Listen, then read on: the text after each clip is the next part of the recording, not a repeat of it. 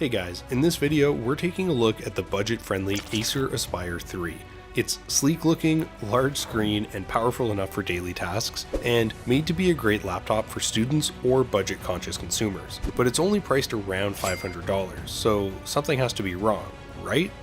Well, kind of. So what's up with the Acer Aspire 3? Why is it so popular, and if it's so good, why is it so cheap? How does it compare to other competitors in the price range, and is it worth buying? And after you get it, what can you expect?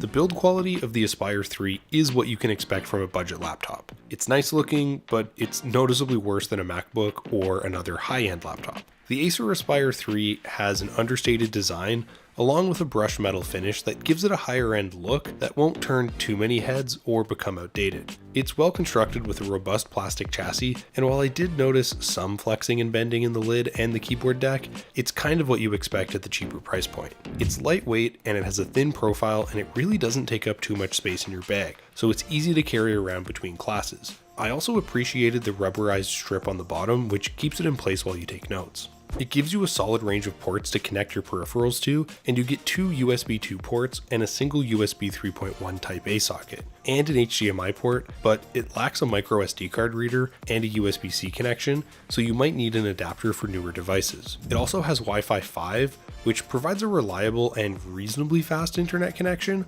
along with Bluetooth 4.2 compatibility and an Ethernet port for hard wiring. I thought that the full-size chiclet keyboard was nicely proportioned, and it delivered a decent typing experience, which was suitable for everyday use, but the number pad is somewhat narrow for larger hands. The keyboard has a soft actuation and a slightly roughened texture with an adequate key travel distance, which is comfortable enough to type on for longer sessions, and it's perfectly good for writing essays. Unfortunately, the keyboard isn't backlit and the keystrokes are a little bit bouncy, but the bed is relatively firm. The touchpad is responsive for fast and accurate tracking, and it actually reacts to inputs in the corners. It's reasonably sized and it provides enough space for control gestures, while the smooth surface responds well to two-finger scrolling, and it's easy to glide your fingers on. It has a 15.6-inch LED backlit display with a comfy view anti-glare coating that gives it a matte look, which is nice for viewing documents in brighter light. It has a 1920 by 1080 resolution, and it delivers decent colors and contrast,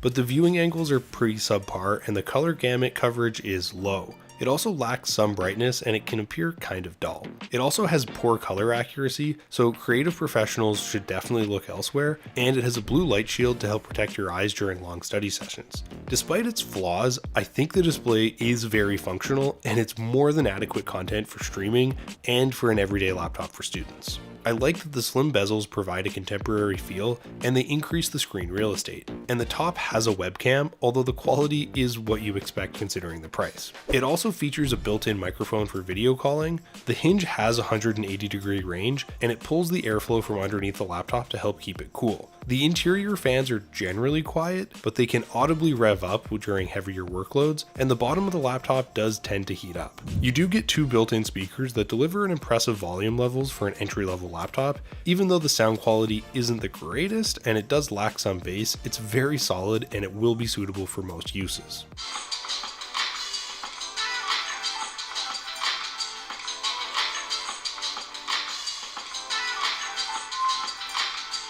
If you're enjoying this video and you're learning something about the Acer Aspire 3, be sure to give the video a like. It helps the channel out a lot, and if you're interested in updated pricing, be sure to check out the links in the description. While the battery life isn't top notch, I thought it was pretty solid, and it gave me around 6 hours of runtime, which could be extended to up to 9 hours with limited usage. So it will last through a lecture or a longer study session.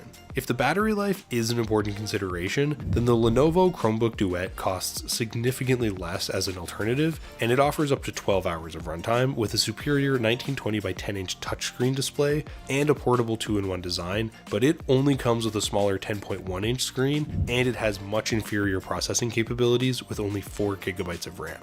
You get a 10th generation Intel Core i5-1035G1 core processor with a clock speed of 1 GHz, and you get a maximum turbo speed of 3.6 GHz. You can also choose a higher configuration with better specs depending on what you need for your budget. I thought that this was relatively responsive, and it performs pretty well when web browsing and watching content or basic Photoshop editing and daily computing tasks, although it's not suitable for heavy editing or processing. It has 8 gigs of RAM and it can handle a decent workload with some light multitasking, but overburdening it with too many tabs or applications did cause a noticeable drop off in performance, and apps tended to load a little bit more slowly compared to other competitors. It also has 250 gigs of high-speed SSD storage to slightly reduce load times, and you'll have ample space for lecture notes and assignments. For users that need more power for non-multitasking duties, the Lenovo IdeaPad 3 is another affordable option that offers you a faster dual-core 10th generation Intel Core i3 processor with a 2.1 GHz clock speed and superior RAM and storage space.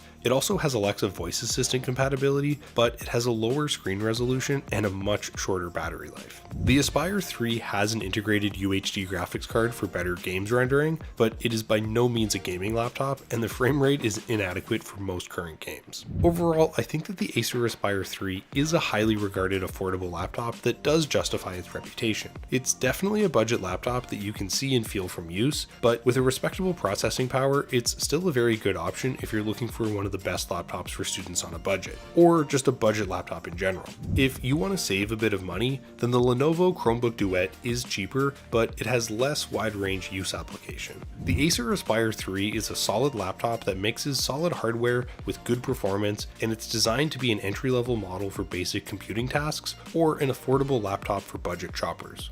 But that's just my opinion. Let me know what you guys think in the comments. For links to updated pricing on all the items mentioned, be sure to check out the description. And if you guys learned something or you found the video helpful, be sure to give it a like and subscribe if you're new to the channel and you like short, informative tech videos. Till next time, I'll see you guys later.